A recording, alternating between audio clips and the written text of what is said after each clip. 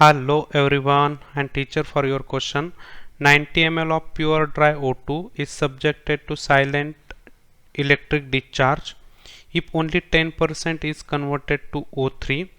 Volume of mixture of gases O2 and O3 after the reaction will be and after the passing through turpentine oil will be. तो यहाँ पे हमारे पास जो oxygen gas दिया है वो है 90 ml और उसको एक इलेक्ट्रिक डिस्चार्ज ट्यूब में से पास करने के बाद आपका खाली जो कन्वर्जन हो रहा है वो 10% का हो रहा है O3 के अंदर। इसका मतलब है O2 का कन्वर्जन O3 के अंदर करना है। तो पहले हमें समझना ही पड़ेगा कि इनिशियल अमाउंट ऑक्सीजन की कितनी है, वो है 90 ml और जो कन्वर्जन जो रेट है ऑक्सीजन गैस का O3 गैस के अंदर जो कन्वर्जन का रेट है परसेंटेज में दिया गया वो है 10%। तो हमें यहाँ पे जो इनिशियल वॉल्यूम है, वॉल्यूम ऑफ O2 कन्वर्टेड, तो वो निकालना है कि जो 10% है आउट ऑफ 90 ml, हमारे पास टोटल 90 ml ऑक्सीजन है तो उसका 10% निकालना पड़ेगा कि जो O3 के अंदर जा रहा है। तो यहाँ पे हम ये कैलकुलेशन ऐसा भी कर सकते हैं कि 100 ml जब रहेगा तो उसके अंदर 10 ml कन्वर्जन रहेगा, तो हमारे पास 90 ml है तो कितना कन्वर्जन रहेगा, तो ये कैलकुलेशन हम कर सकते हैं। तो यहाँ पे ये कैलकुलेशन करके दिया है 90 इंटू 10, 90 इंटू 10 डिवाइड बाई 100, तो ये आएगा 9 ml। तो this 9 ml is converted into O3, मतलब ये 9 ml O2 गैस कन्वर्ट हो जाएगा O3 गैस में। तो यहाँ पे वॉल्यूम ऑफ O2 लेफ्ट, तो वॉल्यूम ऑक्सीजन का कितना बचेगा जब वो O3 के अंदर जाएगा 9 ml।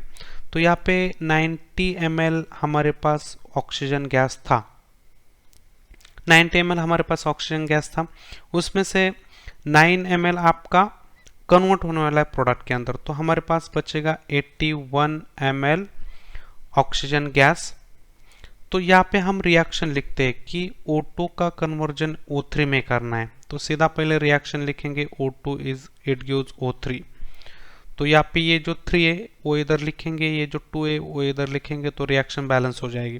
तो इसका मतलब है इसके 3 मोल पे इसके 2 मोल बनेंगे, 3 मोल डिकम्पोजिशन पे इसके 2 मोल बनेंगे। ऐसा भी बोल सकते हैं वो दोनों भी गैस हैं, तो यहाँ पे वॉल्यूम पे स्टोइचियोमेट्री बोल सकते हैं, इसका 3 वॉल्यूम डिकम्पोज हो जाएगा तो इसका 2 वॉल्यूम बनेगा। तो यहाँ पे हम देख सकते हैं, यहाँ पे जो रिएक्शन है वो यहाँ पे देख सकते हैं कि 3O2 इट गिव्स 2O3, तो यहाँ पे 3 वॉल्यूम ऑक्सीजन गैस का डिकम्पोज हो जाएगा तो 2 वॉल्यूम ओजोन गैस बनेगा। तो यहाँ पे हम ऐसा करते हैं कि जब 9 ml ऑक्सीजन गैस का डिकम्पोज हो जाएगा तो कितना ml O3 गैस का बनेगा, तो यहाँ पे क्रॉस मल्टीप्लिकेशन करेंगे तो 9 इंटू 2 आएगा डिवाइड बाई 3, तो ये कैलकुलेशन आ रहा है 6 ml O3 फॉर्म हो जाएगा।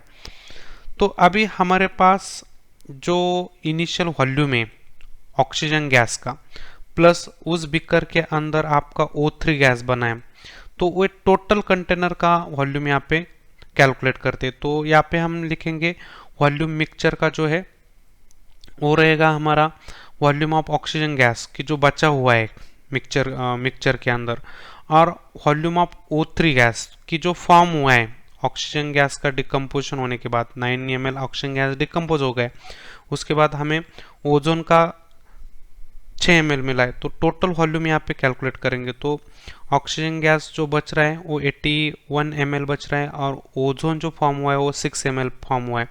तो यहाँ पे टोटल जो वॉल्यूम मिल रहा है वो 87 ml मिल रहा है दोनों गैस का मिक्सचर।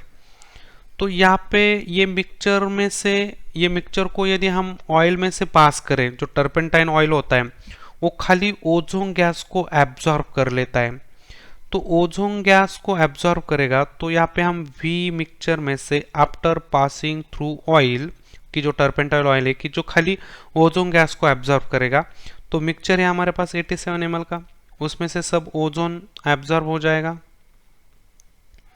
तो 6 ml एब्जॉर्ब हो जाएगा तो बचेगा 81 ml।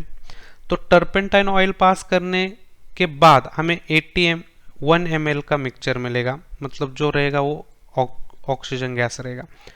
और टर्पेंटाइन ऑयल पास करने से पहले जो वॉल्यूम था वो 87 ml का था, तो यहाँ पे पहले तो आएगा 87 और यहाँ पे आएगा 81।